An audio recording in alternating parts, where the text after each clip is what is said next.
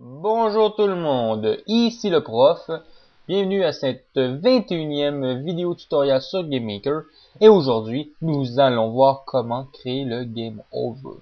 Première chose à noter, vous n'allez pas voir une vidéo qui montre la procédure, mais plutôt une vidéo qui montre qu'est-ce qui a déjà été fait. Malheureusement, problème de capture d'écran et j'ai dû vous montrer simplement ce qui avait été fait et non qu'est-ce qu'on aurait dû faire ensemble. Bon, tout d'abord, ce qu'il faut voir, c'est que dans Step, l'événement de Step, nous avons fait le petit test de vie, la petite question qui pose la question si les vies sont égales à 0, que se passe-t-il? Ben, nous faisons apparaître un objet qui est l'animation du Game Over. N'oubliez pas d'utiliser les formules X et Y pour les views. Très important si vous voulez voir l'image dans votre cadre.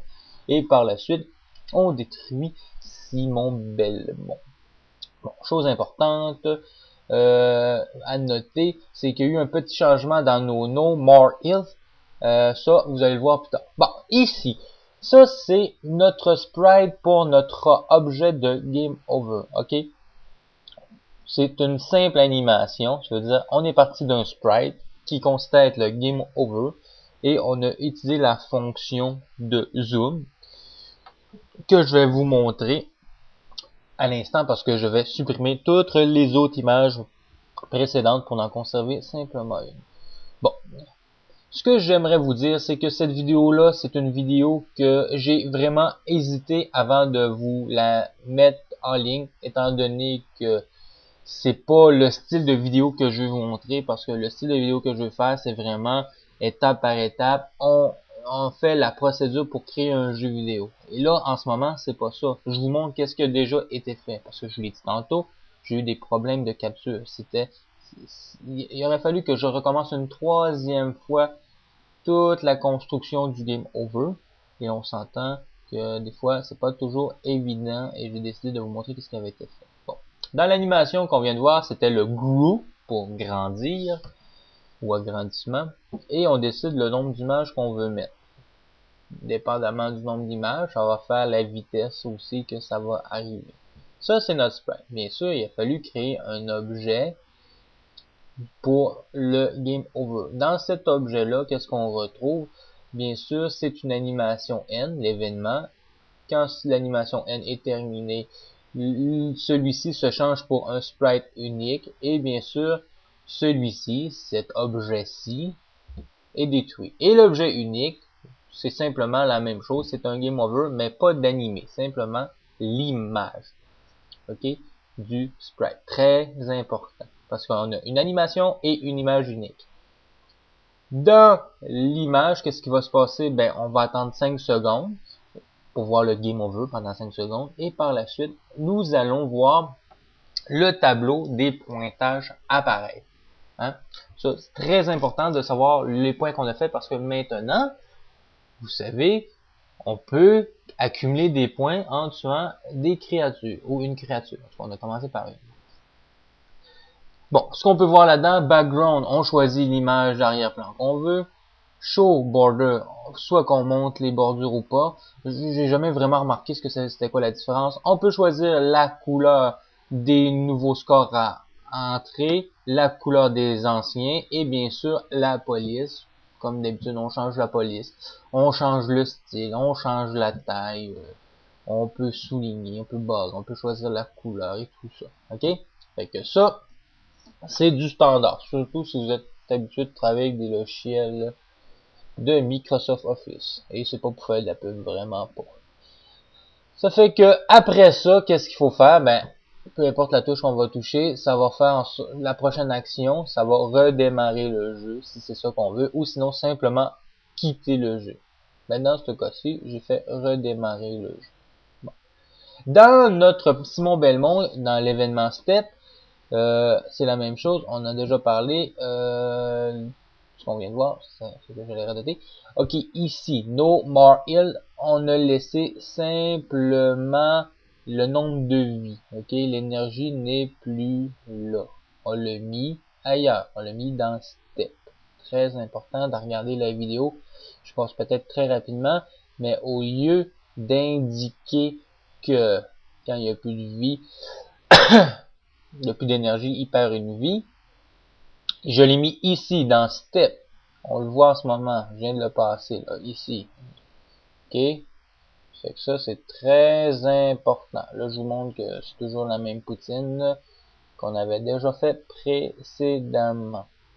C'est sûr que cette vidéo-là, je vais en faire une deuxième. Hein. Oui, j'ai vraiment l'intention d'en faire une deuxième qui va être faite peut-être autrement pour le Game Over parce que dernièrement, j'ai repensé à ça et je me suis dit que en place de d'avoir un objet qui indique le Game Over, simplement de créer une nouvelle room qui va contenir le Game Over.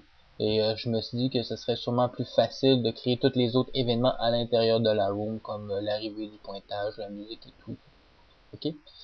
Mais pour l'instant, ça marche quand même, le Game Over. On s'entend que j'ai créé le Game Over parce que pour aller dans la suite logique, ça fait que oui, on avait de l'énergie, oui, on avait des vies, oui, on se faisait toucher, oui, on perdait de la vie. Et maintenant, qu'est-ce qui arrive? À un moment donné, il faut voir la mort. La mort, le Game Over. Ça, c'était logique. Ok? C'est pour ça que je l'ai fait. Bon. Là, ce qu'on peut faire, je vais vous montrer qu'est-ce que ça donne comme fini. C'est pas excellent, mais au moins, ça fait la job. Ok? Bon, tout d'abord, bien sûr, hein, il faut s'assurer de mourir. Et pour s'assurer de mourir, il faut toucher la créature pour perdre des points de vie. Petite chose à noter, dans mon énergie, j'ai noté que pour que Simon Belmont puisse perdre une vie, faut que celui-ci soit en bas de 0. Ce que ça veut dire physiquement à l'écran, c'est la barre d'énergie pourrait être complètement vide. OK? Et Simon Belmont pourrait être vivant. C'est peut-être une petite chose à améliorer. En place de dire devrait être en dessous, plus petit que, ben, devrait être égal à 0 et il pourrait mourir. Mais en faisant égal à 0, si celui-ci tombe plus bas que 0,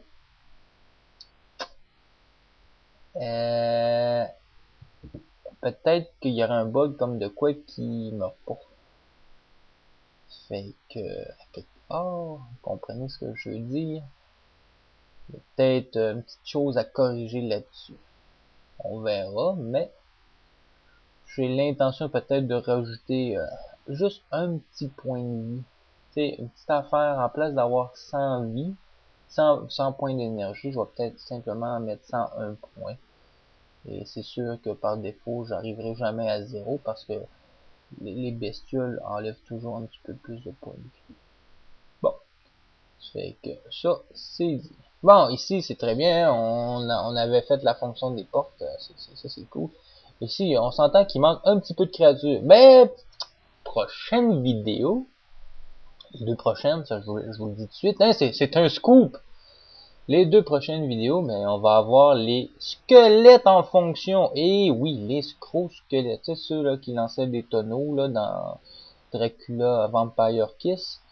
Ou plutôt celui-là qui était au PC Engine. C'était Dracula X si je me trompe pas. Au Chino Rondo, quelque chose qui sonnait comme ça.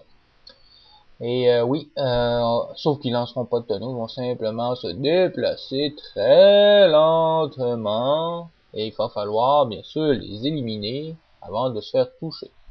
Parce que sinon ils vont nous faire tomber en bas. Et bien sûr, en même temps, on va faire un petit rappel à ce qui s'était déjà passé auparavant. Là, maintenant, on va avoir un squelette qui va se déplacer. Ça, c'est déjà bien parce que les ennemis qu'on voit en ce moment à l'écran, on a simplement une animation. Il n'y a aucun déplacement. Mais là, la prochaine fois, on va avoir un déplacement. Tu vas aller de gauche à droite. À chaque fois qu'il va y avoir une collision, ils vont pouvoir se déplacer dans l'autre sens. Et bien sûr, on va ajouter une nouvelle animation de mort de la créature. Bon, ben comme vous pouvez voir, hein, ça fonctionne très bien. Hein, le Game Over, c'est pas super fantastique, mais ça fonctionne quand même bien. Ça fait que, pour ça, c'est pas trop compliqué. Mais comme je vous ai dit, une petite chose en passant, comme vous avez peut-être pu voir dans la vidéo, durant l'aventure, là, je parlais, là, mais à un moment donné, vous êtes peut-être rendu compte qu'il y avait plus, Simon Belmont, il avait plus d'énergie et il y avait plus de vie. Mais il y possédait toujours. C'est juste que les petites icônes en bas, là, qu'on voit de l'énergie, ben, c'est important de l'ajouter dans tous les tableaux si vous voulez le voir partout, hein. Parce que ça, c'est comme, c'est comme la fonction de le voir à l'écran. Simplement de le voir. Parce que il fonctionne toujours dans le système, parce qu'un coup que c'est parti, au départ du jeu, ça le dit bien que Simon Belmont commence avec tel nombre d'énergie, avec tel nombre de vie. Tout le long, si tu perds d'énergie, tu perds des cœurs, ça c'est correct. Mais ça, cette petite icône là, avec la barre de vie, mais ça c'est la fonction de les faire apparaître à l'écran. Fait que ça, un moment donné, vous jouez, puis vous vous rendez compte que vous l'avez plus, peut-être parce que vous avez oublié de le mettre dans chaque room, dans chaque niveau. Et là, on a juste à refaire le test, et vous allez voir que ça fonctionne très bien. Commençons là.